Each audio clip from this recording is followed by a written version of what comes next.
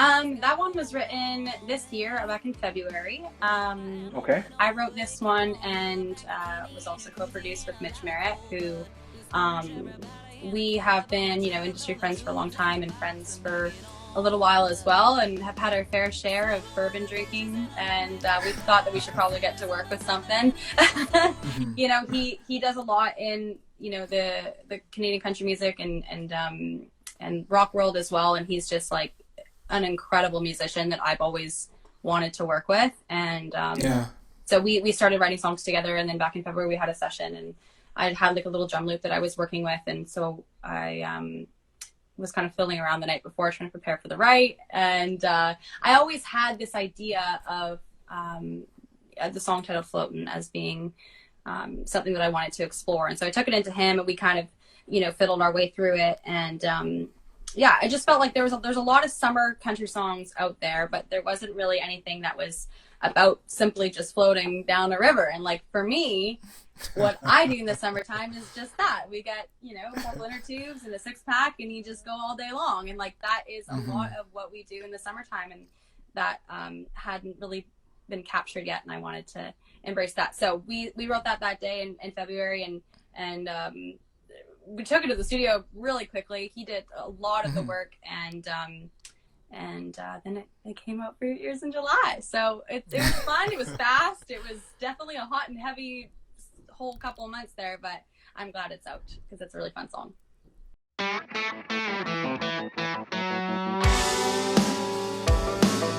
Rise and shine, live buzz in time. You have some really good songs out right now that I want to talk to you about. I can't wait to get to just the process of creating them and who you got to work with. But before we dive into that, I want to officially welcome you, Nicole, to Pop-Up Conversations. We're here in Toronto. We talk to artists across the country about the musical journey and the projects they have in the moment and stuff like that. So thank you so much for coming on the show. Thank you for having me. It's awesome. I get to still wear my Awesome. sweatpants, which is even better. No, it works. As long as we have great conversation, it works. I think where I want to begin, Nicole, and for everybody who's joining in, thank you so much. We might not be able to get to like your comments, but we acknowledge that you're here. Is that so? I was able to do a bit of research on you, and I went to your YouTube channel, Uh-oh. and I saw. It's all good, I promise you. But I saw this category of videos that you have put on. It were covers, and you tag it as songs that shape me. So I think that's a good place to begin because the just the range of artists that you covered and under that category, I think it speaks volume and tells me stuff about you that may not necessarily be on your profile and your stuff. But there's Elvis Presley on there with "Can't Help Falling in Love." There's Alana Miles with Black Velvet. There's "Crazy" by Patsy Cline and "A Good Heart Woman" by Waylon, the great Waylon Jennings. How did you get attracted to all that kind of great music? How did you grow up with music, and how were those influences? How did they come into your life? I have a very wide range of musical interests, if you will. My whole family is very musical. My dad listened, to 70s rock, and then my mom, a wide range of classic country and soft pop and things like that. And so, me being a country artist as well, that's kind of where my heart led to. And I just feel like a lot of those different music styles that I listened to growing up has a huge play on like how I write music now. And I like different elements from everything. And yeah, a lot of those songs are the songs that I listened to growing up. And I feel like they did shape me as an artist, and they shaped me in how I write music and the styles of my voice as well. I feel like the more time I spend with myself, especially throughout quarantine and singing different styles as well, like there's elements of jazz that come out, and there's elements of blues that will come out. And it's not just, as much as I'm a country singer and I'm very proud to be a country singer, and those roots, there's a lot of different elements that I love, and I want to be able to express that in my music as well. Awesome, that's fantastic.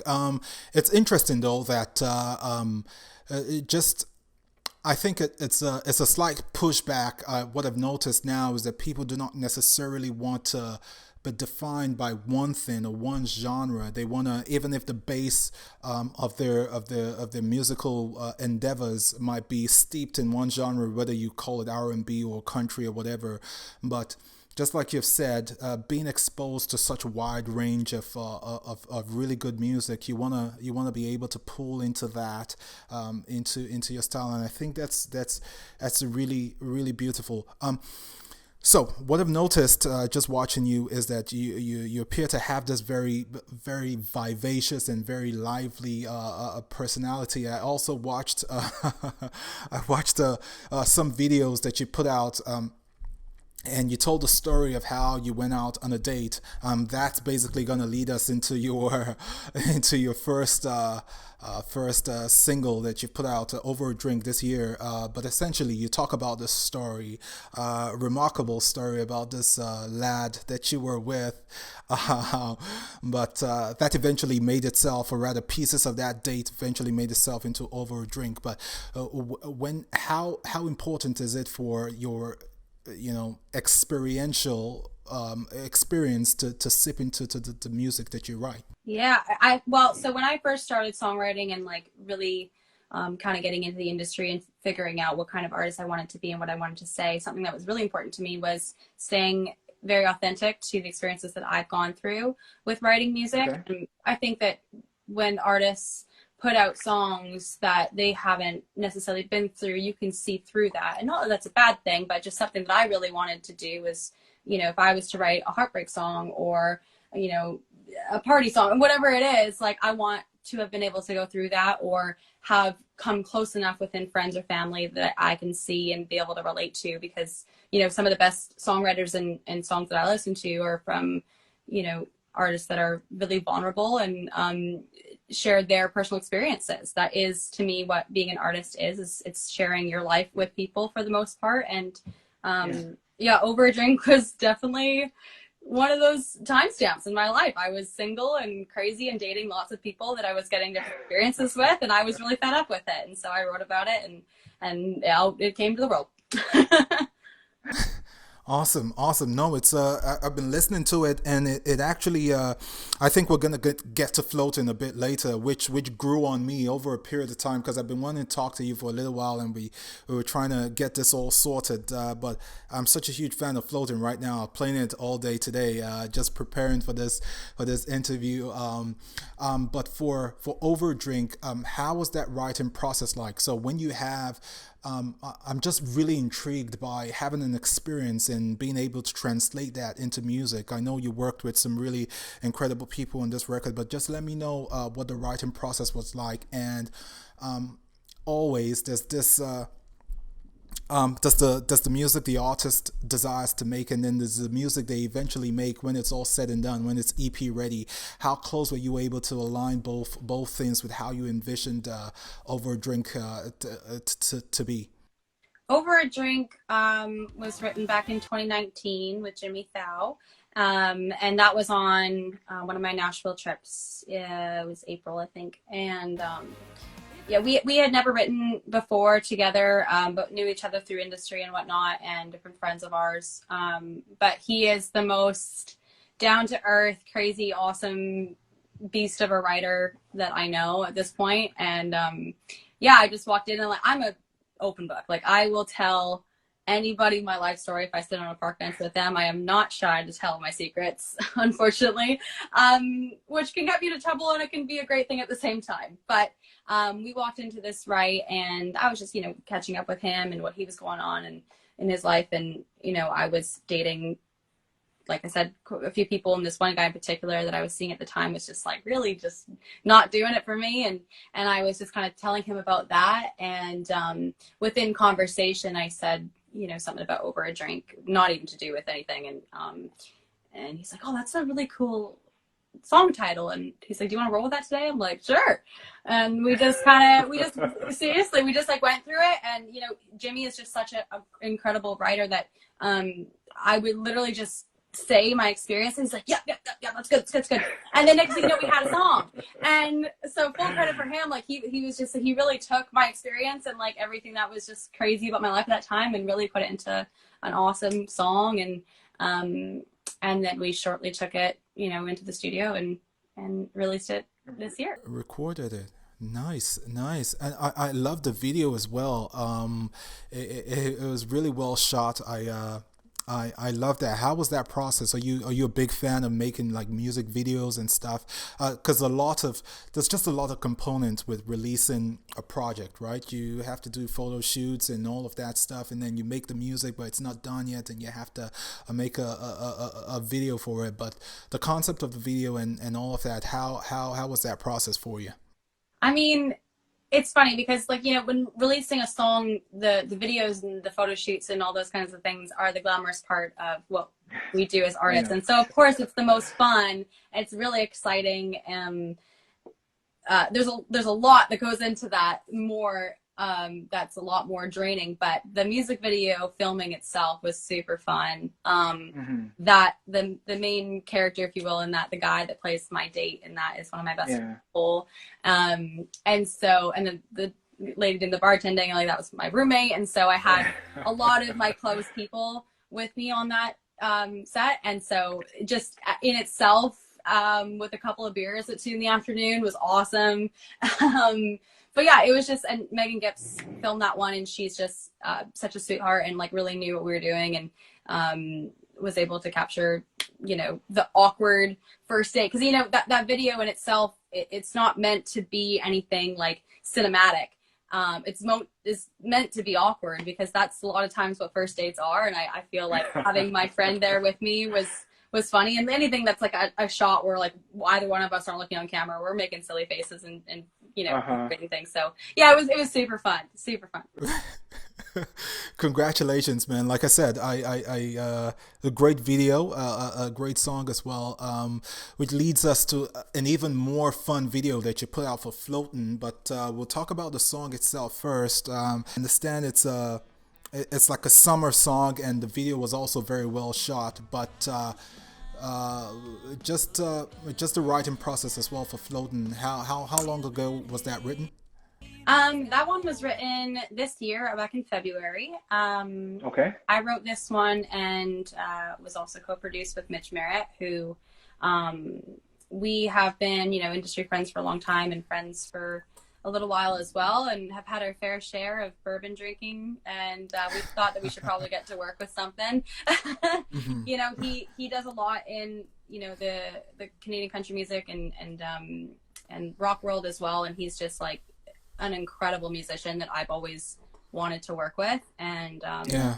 so we started writing songs together, and then back in February we had a session, and I had like a little drum loop that I was working with, and so I was kind of fiddling around the night before trying to prepare for the write. And I always had this idea of the song title Floatin' as being something that I wanted to explore, and so I took it into him, and we kind of fiddled our way through it. And yeah, I just felt like there's a lot of summer country songs out there, but there wasn't really anything that was about simply just floating down a river. And like for me, what I do in the summertime is just that. We get, a couple inner tubes and a 6-pack, and you just go all day long. And like that is a lot of what we do in the summertime, and that hadn't really been captured yet, and I wanted to embrace that. So we wrote that day in February, and we took it to the studio really quickly. He did a lot of the work, and then it came out for your ears in July. So it was fun. It was fast. It was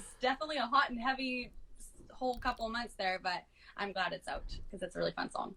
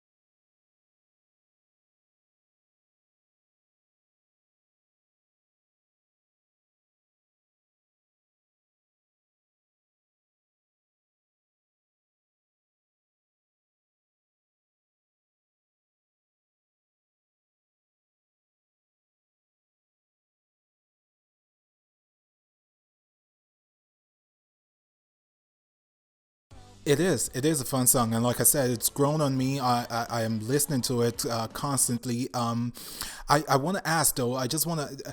So we've talked about collaborations. I think what I have heard, just a little while you were speaking. I want to ask when you know it's the right project to collaborate with someone on.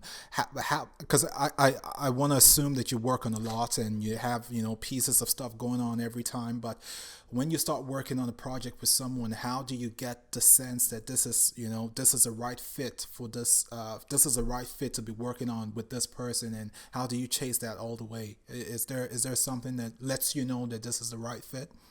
When working with certain producers or songwriters or collaborators in any sort, I think the first thing for me is you need to have a connection with them somehow. Okay. I think having some sort of relationship where you can be vulnerable with each other. Music and songwriting specifically is a very vulnerable thing. And so, Okay. you're sharing ideas that you're not really sure if they're good or if they're not good. And so being comfortable with somebody and being able to like be open with them about your ideas and your experiences in Yeah. life is really important.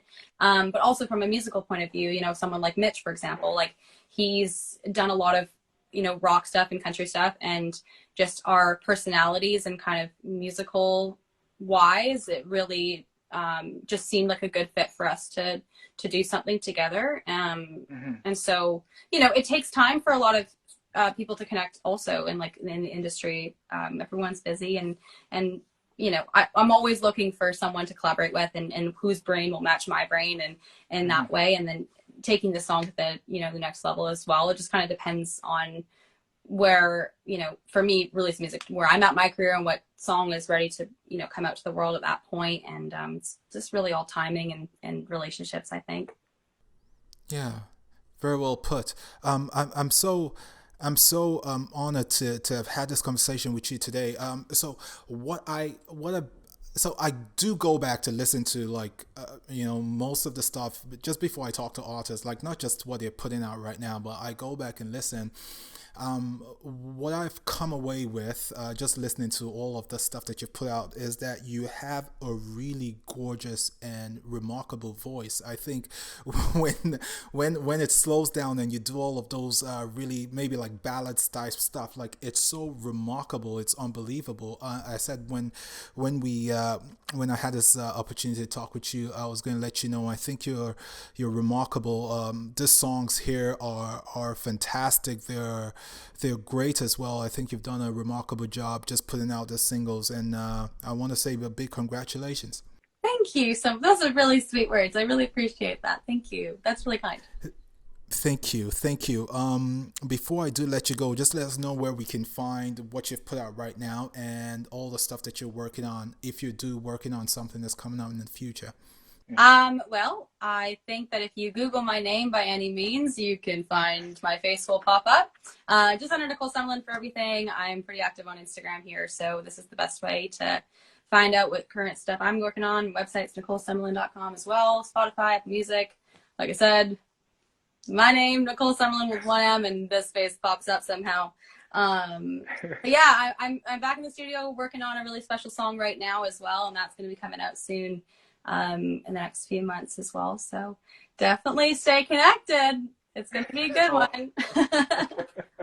Certainly, like I said, there's just a very liveliness about your personality, and I think it came through on the videos I watched, even the music videos and even the YouTube videos and stuff as well. And it's just really nice to see that much happiness and smile and stuff like that. So thank you so very much for your time. I know this isn't the last time we are going to chat, but I want to thank you for coming on the show, and we'll keep talking, Nicole. Thank you Thank so you much. so much for having me. I appreciate it.